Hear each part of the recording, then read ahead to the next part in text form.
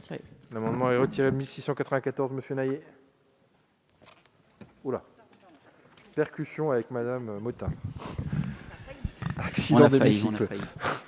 Il faut peut-être l'avoir un signe par rapport à l'amendement que je vais porter. Oui, il s'agit de modifier les autorisations d'engagement et les crédits de paiement d'1 million d'euros. Pourquoi ?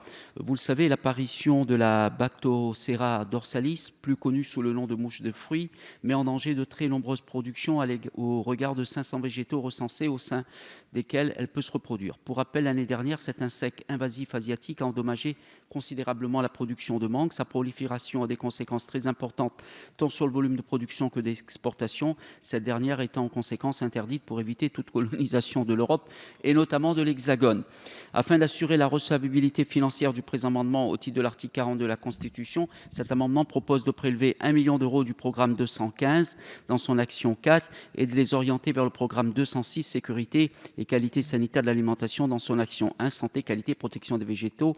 Afin de ne pas pénaliser le programme 215, il est donc souhaitable que dans l'optique de l'adoption de cet amendement, le gouvernement lève le gage. Merci. Merci beaucoup, monsieur Naillet. Monsieur le rapporteur. Madame la rapporteure, pardon. Merci Monsieur le Président, mon cher collègue. Je réponds effectivement à nouveau à la place de mon collègue Michel Lozana.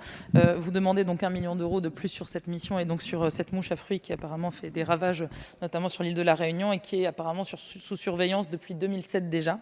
Un certain nombre d'actions et d'actions recherche ont été menées par le CIRAD, notamment sur les piégeages de mouches. N'ayant pas plus de connaissances sur le fond, je laisserai le ministre s'exprimer. Nous n'avons pas vu votre amendement en commission. Merci beaucoup, monsieur le ministre. Non, je partage ce que disait la rapporteure. Je pense qu'on doit le prendre dans le cadre global de la lutte contre les épidémies sanitaires et zootechniques.